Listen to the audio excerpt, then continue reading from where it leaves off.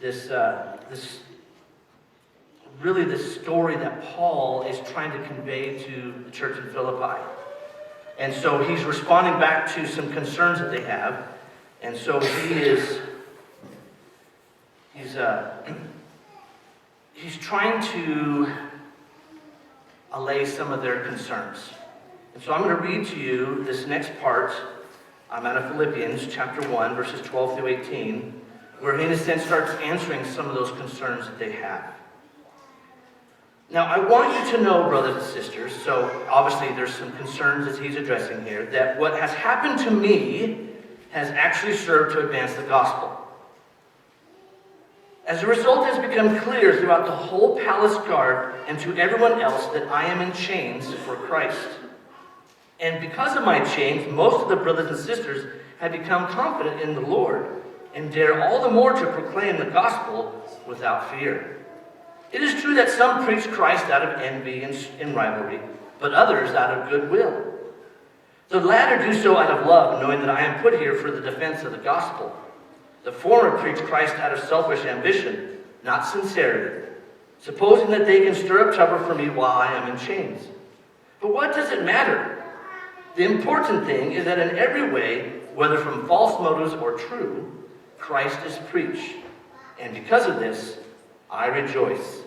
Yes, I will continue to rejoice.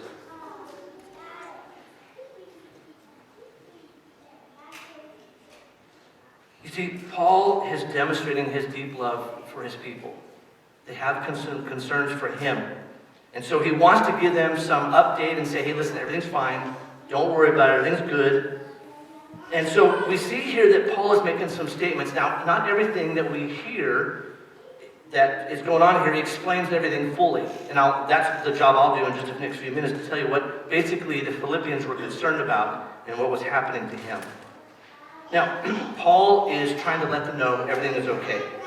And so today, when we look at this, what we're going to do is we're going to find out that Paul is going to address some specific issues having to do with Philippi and their concerns that they have for him. And so today we're going to be talking about the place. And we actually are going to show you some pictures here in just a second. So here's Philippi, and if we remember, Paul was in this is Turkey, modern day Turkey, and back then they called it Asia Minor. But he was in this land, and he was heading up north to go and minister to this area here when he got this Macedonian call. And in fact, he was hindered from even preaching the gospel until he made it over to this area in here, and they took a ship over to Philippi. And Philippi was the first settlement, the first city that he ministered to in Europe. Now, there was a church in Rome at this time, and there may have been churches other places, but this is the first city in Europe that Paul has gone to. Now, it was a Roman colony. It was not a very big city, as you can see by here. This is an ancient picture of it. And here's that little amphitheater that you see right here. So it was not a large city. And it was indeed a Greek city. It was named after Philip, the father of Alexander the Great. So it was an old city. It was at least 300 years old by the time that Paul came. But the issue is that it was not a very large city, and in fact had become more of a Roman colony than it was a Greek city. And so they were very loyal, and this is very important, they were very loyal to the emperor. And in fact, a lot of soldiers had retired to Philippi. So it was filled with a lot of retired people, and many of them were citizens. That's also very important as we discuss further on why that's so important. And so to them, they would often call their emperor Kyrios, which is the word for Lord.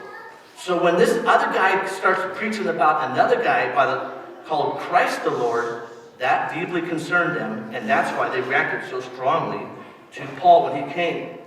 Now, of course, we said it was this first church that Paul went to. In fact, like I said before, Paul was here, and he actually traveled for a number of weeks, and he said the gospel was hindered until he got to the ocean side, or to the seaside, and then eventually moved over to Philippi. Because he knew that he was called there to go preach. And as soon as he gets there, within a matter of a few days, he's jailed. So again, I brought this up before in an earlier message, is that, if I was Paul, if I thought I had this vision from God, and the first place I go to and I get thrown in jail, I'm thinking, maybe I didn't hear God so well. maybe I didn't listen too good, and so now it's my own fault I'm in jail. But no, Paul doesn't see that this way, and that's why he uses this word when he says it in verse 13. He says, I am in chains for Christ. What a weird statement. Like, really? You're in chains for Christ? Well, we'll explain exactly what that means here in just a little bit. But he uses these words like that because not only of his current situation, but also to remind people what he was going through when he was in Philippi. Because they too at that time probably thought, man, this guy comes and preaching this guy about Jesus and he's put in jail for it. And then he has to leave. He has to leave town, which we'll talk about in just a few seconds here. So I want to show you again just a short little clip that I have for you from this Bible project that they do, if it'll go. Come on. I was having troubles with it earlier. I think it's because...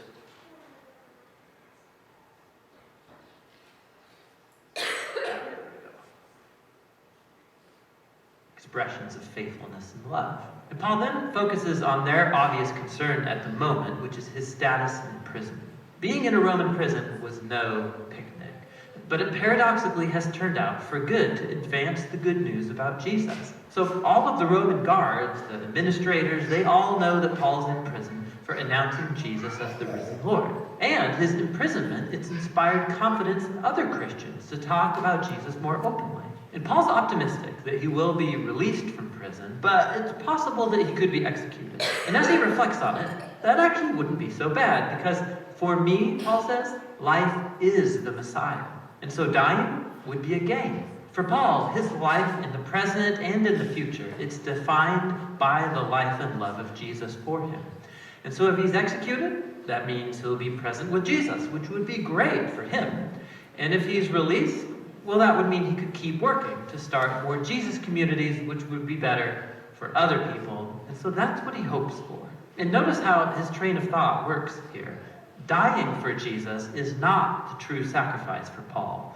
Rather, it's staying alive to serve others. And so that's Paul's way of participating in the story of Jesus, to suffer in order to love others more than himself. Paul? So we see here that Paul is, he's not concerned really about his life. And so he's going to send this letter with this response with Epaphroditus back to Philippi. Now, here's the thing. Now, remember, Epaphroditus has come from Philippi and has brought him some concerns for Paul. And he's also come to help Paul out and bring him some money. And he was supposed to stay with him for a while, but he got so sick on the way that he almost died. So Paul decides to send Epaphroditus back with this letter so he can not only convey just what the letter's written, but also, he's spending a few weeks with Paul, and Paul's going to tell him some other things. So there's some things in this letter that are not going to be there because some of that was given to Epaphroditus to share with them. And so that's the whole point here, is that he's trying to let them know everything's going to be okay. Here's the thing. Paul is waiting in prison, not for another trial. Basically, the trial is done by now. He's waiting to find out what his verdict is. His verdict could be death, which we'll discover next week, or it could be life. He does not know. And so this is the concern, and the Philippians know this as well. They know that Paul is waiting to find out if he's going to be condemned to death or whether or not he's going to be released. And so that's why Paul is writing this letter saying, listen, everything's going to be okay. I'm going to be all right. Now, again, I want to share with you this whole, let me go back. So Christ is the main word here. Again, it is now in these 7 verses, we see the word Christ show up 4 times. So it's obviously he wants to draw attention to him at this very moment, and that's the most important thing for him. But here's the thing. If there's any key verse in this whole passage, it's the very last one that we mentioned. And I'm going to read through them again as we go through them. But it says, what does it matter? What does it matter whether I live or die? He said, but the most important thing is that in every way, Christ is preached. That's what's important. It's not about my life, because, one day we're all going to die. One day I'm going to die. And it's not really about my life or death that's important. It's about whether or not Christ is preached. And that's what Paul is trying to get across to them. He says, I know that you love me, that you care for me, and you're concerned about what's happening. But I want you to know the most important thing is about what is that? The fact that Christ is preached. Now, he says, I will continue to rejoice, even in the midst of chains. What happened in the story of Philippi? Remember, he's in jail, and he's sitting there with Silas, and what are they doing? They're singing. He's rejoicing because he knows that he's there because of the gospel. Because he was preaching truth. He's not being put in jail because he killed someone or he stole something from the market. He's being put in jail because he preached Christ. And to him, that is something to be rejoicing about. Now, what is this whole purpose of this message? And I think really, what is the whole purpose of church? Can be summed up in this passage. To me, I think this passage reveals more about preaching than anything else in the Bible. You see, the question is asked here, what is the purpose of preaching? Why should we do this? If there's any church who was aware of the hindrance of spreading the gospel, it was this church in Philippi. You know, Paul goes there. It's his first excursion into Europe. He's then jailed, beaten, and then when they discover that he was a Roman citizen, remember I told you it was going to be important earlier, the people there, many of them were Roman citizens, and they found out that they had jailed a Roman citizen without trial. That was a scandal. That was a major scandal that day. So the town people, the leaders, they went to him and they said, we're going to release you, but we want you to leave quietly. We want you to leave town. That's why they asked him to leave town. Not because of the gospel. They wanted to leave town because they had embarrassed themselves by putting in jail a Roman citizen, one of their own. And they were thoroughly embarrassed. You see how easy politics and even jobs or things like our media can get involved, and we let those things kind of detract away from what the gospel is all about. You know, think about it. In this whole story, Paul is being brought forward when he's in Philippi, a number of years ago. There's about 15 years before this. And he's being brought, he's going to be beaten, he's going to be arrested. What happens is the politicians are concerned, the businessmen are concerned because they're afraid that he's teaching about this other stuff and it's going to ruin our ability to do things for the emperor and gain his favor. And then they get all the people involved and they all start coming against Paul. So the townspeople just put him in jail to basically save his life from the people. So the people were stirred up. And this whole community was stirred up. And so now these same people, the ones that probably went against him before who are now Christians, they're not concerned like that. The same things happen to him all over again. Just like what happened here is happening there. It's like I said last week, it's like this guy never gets a break. Now, here's the thing. Paul's been in jail now probably for 3 or 4 years. It started when he was in Jerusalem. He was arrested in Jerusalem, and they were going to try him there, and he went before Festus, and he went before a bunch of people, and eventually he says, I appeal to Rome, which means I get to go to Rome and have basically, kind of going to the Supreme Court in America, is basically what he did. It's like, I have the right to go to the Supreme Court. So that's what he did. He ends up going to Rome. He's been there for a while. So this letter happens right towards the end. That's why they know that pretty soon he's going to get a verdict. But then he says, it doesn't matter. It doesn't matter if I'm in jail, and it doesn't matter what I've been going through. They're thinking, like I said in this little story with the kids, they're thinking that life is such a mess. How in the world is the gospel going to be preached if you're convicted and you die? What's going to happen to the gospel message? Now, as we get into this first part here, as we talk about verse 12, and he's basically saying everything's okay, everything's good, don't worry about it. I want you to understand that he's not talking about his situation in Philippi anymore. He's now talking about what's happening to him there in Rome. So he's talking about the situation that's around him. He's in jail there. So it says here in verse 12, now I want you to know, brothers and sisters, that what has happened to me has actually served to advance the gospel. I am in jail, and it's actually advancing the gospel. And they're thinking, how can that possibly be? How can you being in jail advance the gospel? You should be out preaching and going into the synagogues and going into the markets and telling people about Jesus. But here's the thing. He says, I am here, and it's advancing the gospel. And then he's going to explain how that happens and how the gospel is being advanced. So he's going to tell them exactly what's going to happen. You see, it's our misconceptions as people to think that when there's trouble, then nothing advances. That we have to wait until everything's fine and good before we can move forward. And that's not what Paul's trying to say here. Life doesn't have to be good for Christ to be preached. Whereas Paul is bound in chains here, the gospel is advancing all of the more, he says. And this word furtherance, it's in the King James, but to advance the gospel has this idea. Those of you who have studied history, and for you kids who are going to have history here in a few years in high school, you're going to learn a little about World War II. One of the largest invasions of all time happened on D-Day, June 6, 1944.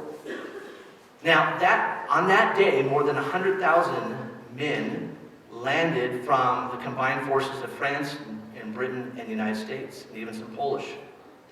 They landed on Normandy on that day. And it was a great battle, and eventually we overcame, and eventually we just defeated Nazi Germany. But what is not oftentimes told is all the pre-work that went into doing that. Everything that happened before that. There was men who flew in as paratroopers and landed within the interior.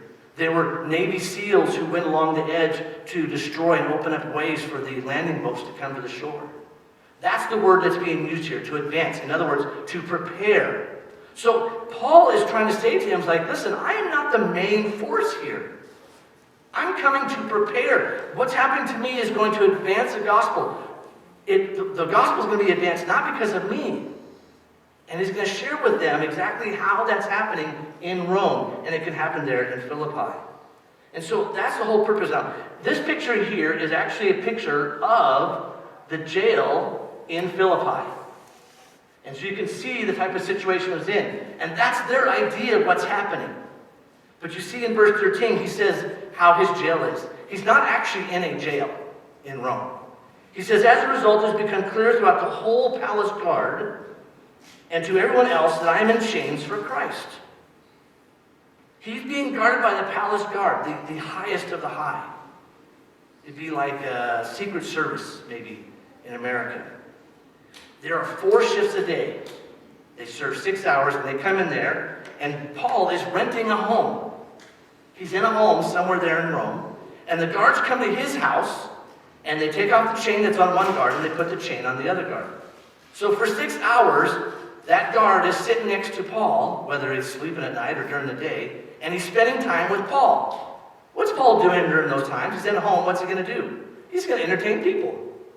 So Paul is preaching the gospel. He's meeting with church leaders. He's having people come to him, bring them food or whatever else. He's praying for people, and this guard is chained to him, hearing everything that's going on. So the whole palace guard is talking about this guy, Paul, preaching about this guy named Jesus. And the whole palace guard, who is the guard that basically is responsible for the emperor himself, is hearing the gospel. And so Paul's saying, hey, listen, I'm being chained to a guy, 4 guys a day, and they're probably, over the weeks, many guys change out. So how many prison guards does he actually preach to over the couple of years that he's there in Rome? A bunch. And they're all, maybe some of them are coming to Christ throughout this whole situation. He's saying the gospel's advancing because even the higher-ups are hearing about Jesus.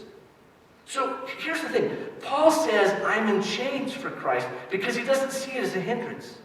He sees it as a tool. Moses had a rod. Gideon had his lamps that he used and his jars of clay. David had his sling. All of them were tools to be used to advance the gospel, to talk about God. That's how Paul feels about his chains. He does not see them as something that's destroying his ability to move forward. He's using it as an opportunity to say, hey, listen, I'm in chains for Christ. I am preaching the gospel to a bunch of people, and they're chained to me. They have no choice. For 6 hours, they are captive audiences to what is going on as he is preaching and teaching and caring for the church there in Rome. So he's not concerned at all. We hear about persecution in China, and it's gotten worse over the last few years. I've been to China, and I've seen what it's like. I've been to some of their big churches, so I know what some of the things that they're going through. But they are not concerned about that. The church in China is actually bigger than the church in America.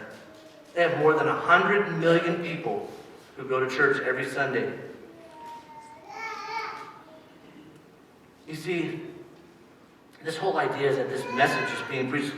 These guys are going back and they're sitting with the other guards and they're talking about this Paul guy and this Jesus, and it gives them an opportunity to start talking about who this is. And then he says this very important thing. He says, so first of all, it's the guards. Then he says this, and because of my chains, most of the brothers and sisters have become confident in the Lord and dare all the more to proclaim the gospel without fear. He's saying to them, listen, not only are the guards hearing it, but all the people who are the brothers and sisters of the church here, they're becoming more bold. They're now okay to start talking about Jesus too. And it's very interesting. In this in translation, I forgot to tell you, it's page 1671 in your Bibles. The word here is used proclaim, but in the Greek, that's not what it means. The word actually means to speak, to talk. So consider it this way. Coffee time, 9:30 on weekday mornings at Piccadilly. Everyone's talking about different things in town, and some things, sometimes I'm sure it's gossip and all that, but here's the reality is it becomes, when something happens, the talk of the town happens there. That's exactly what's going on. The people now are no longer afraid that when they're meeting in the marketplace and they're hearing about this guy Paul who's in jail, they now freely and openly talk about him and the gospel. They're no longer afraid to talk about Jesus, even though Paul is in jail because he is talking about Jesus. So all these people are no longer afraid. They're gaining boldness because of this. Now listen, I have no intentions on going to jail so that all of you can start talking about Jesus in the community. But that's the whole point of what he's trying to say here. He said, because I am in jail, all of the brothers and sisters are talking about me and talking about Jesus in the public square. They're not afraid to talk about him. So the truth of the gospel is this, and this is what he's trying to get at. That rejoice that Christ is preached. It doesn't matter if it's through the guards or through the people, because I'm in jail. It was so funny the other day, on Wednesday, Angel had Faith Transformers. And so, the weather was bad, and I didn't really want her driving around in town, so I had the truck, and I picked her up from school and went over there, and I asked her how long it was to take, and she goes, it's about an hour and a half. I'm like, well, I'll just stay around here, and I'll stick around here at the church, and maybe if Gordon's there, I'll come and talk to Gordon. Well, he wasn't able to make it that day, probably because there was so much snow. And so I sat there and I was reading, I brought some books with me to read and so forth, and getting ready for my message for today. And the kids came in to play a game inside the sanctuary there as part of the Faith Transformers. And one of the kids come over and says, "You're a traitor. What are you doing over here?" And I'm like, "What do you mean?" She goes, "This is not your church." I'm like, "I know." And I says, "But I love this church." And she goes, "What?" I'm like, "I love Pastor Gordon." I said, "I love this church. I can be here because I love this church." And she's looking at me like, "What?" Some weirdo. But you see, because I know Gordon in his heart, he preaches the gospel. He cares deeply for his people. I wish that I could learn a lot more from him on how to care. He's probably one of the best people I've ever known on dealing with the Living Center. And I hope to learn a lot more from him on that.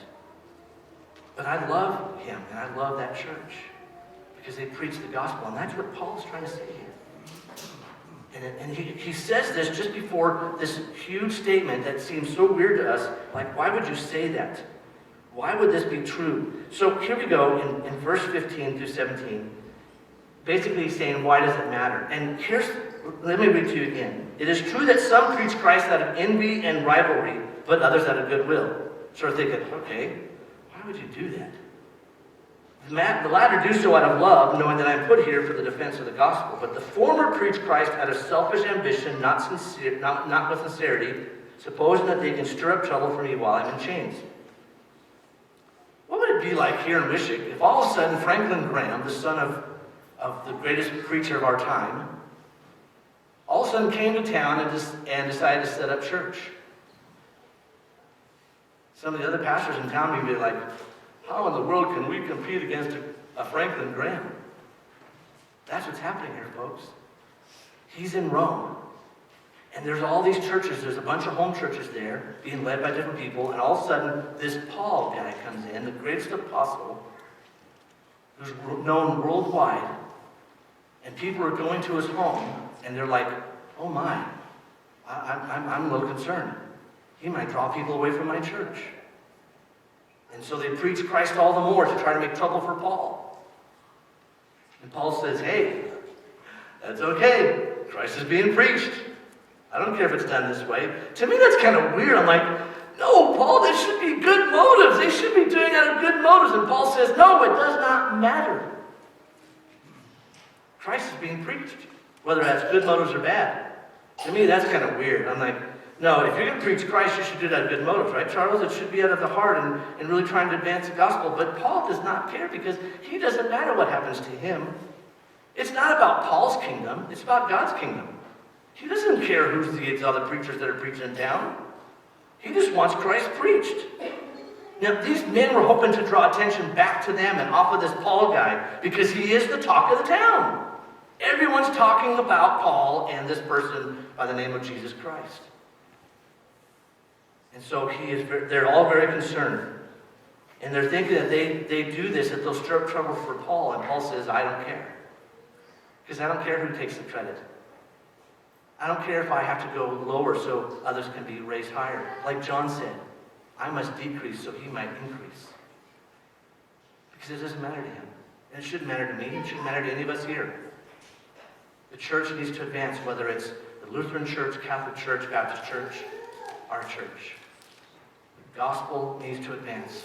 And whether Christ is preached out of envy or whether he's preached out of goodwill, he's being preached. And that's what we need to look at. And there should not be any sort of divisiveness amongst the churches in America. But there is. I mean, I have a picture here, and we see a lot of men who it seems like they preach for money. And maybe some of them are heretics, and they truly are preaching for money and for their own personal gain. We know that's a possibility. But many of them are preaching Christ. And Paul would probably say among many of them, you know what? At least Christ is being preached. You may not like their motives. They're doing it out of envy or strife. But he is concerned that the gospel is being preached. This is a picture here of John Piper. He is actually the guy that we're using as the base for our Bible study on Wednesday nights on a message he preached a number of years ago. And Paul just basically says this, just preach Christ. Doesn't care who gets credit for it. I don't get credit for it. You don't need to get credit for it. Just preach Christ. That's what he's concerned about. He's saying to them, listen, guys, what's happening here in Rome is also happening there in Philippi. People can be jealous for different reasons. Forget about that. Just preach Christ. And when he is preached, rejoice. Rejoice that Christ is being preached. That's all he cares about. That's all. If you were to ask Charles and I, the same thing would be true. We just want Christ preached. We don't care if it's in the marketplace. We don't care Piccadilly's. We don't care if it's in the churches. In the community, we want Christ preached. And that's what Paul's trying to say here. He said, folks, don't worry about what's happening to me. I know I'm in jail. I may be executed in a matter of a few months. Don't worry about that. Preach Christ. And actually, because I am in jail, he's being exclaimed more than ever because of what I'm going through. We might even say, why Hunter? But look at Christ being preached through his message, through who he is as a person. Hunter was always going to have a big impact on the kingdom. But the impact he's making now is bigger than maybe he thought of ever possible because of what he's going through and what his family's doing.